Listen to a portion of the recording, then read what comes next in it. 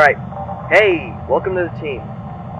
Let me give you a rundown. I'm recording this pre-recorded message to help you get a feel for the place, and I actually have no idea what it's actually like to work the security job, but I was given a few things to tell you about by the higher-ups. Listen, I need to make money somehow.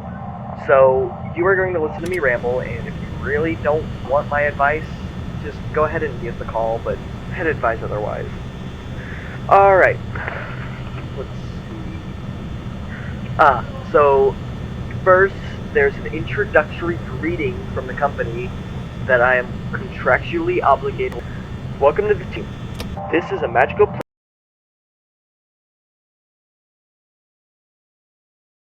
place for kids and grown-ups alike, where fantasy and fun comes to life.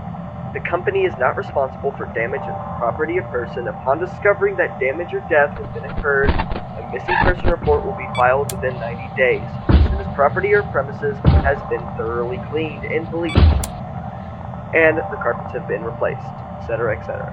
Now, it sounds bad, I know, but there's genuinely nothing to worry about.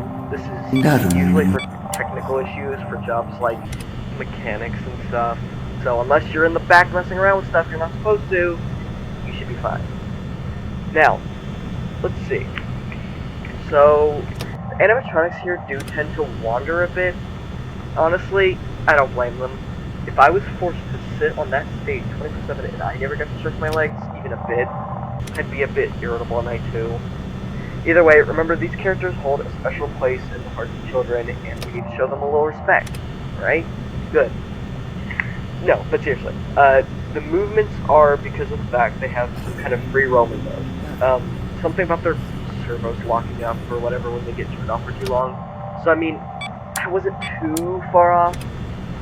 They apparently used to be able to walk around during the day too, but yeah, let's not get into that. But that doesn't matter. Let's worry about your safety. So the only actual risk to you as a security guard, if any at all, is the fact that these characters tend to get confused with their facial recognition during the dark, and tend to see you as a endoskeleton, thing that's inside the animatronics. Point is, they are programmed to enforce a rule in which all endoskeletons must be wearing a costume, so not to ruin the magic. Yeah, getting an AI to put endoskeletons back into their costumes seems stupid to me too, but don't worry. And so they would try to forcefully shove you within an animatronic costume.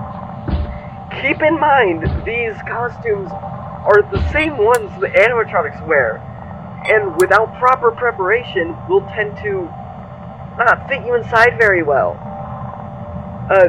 Realistically, the only part of you that will even see the light of day is your eyes popping out of its socket.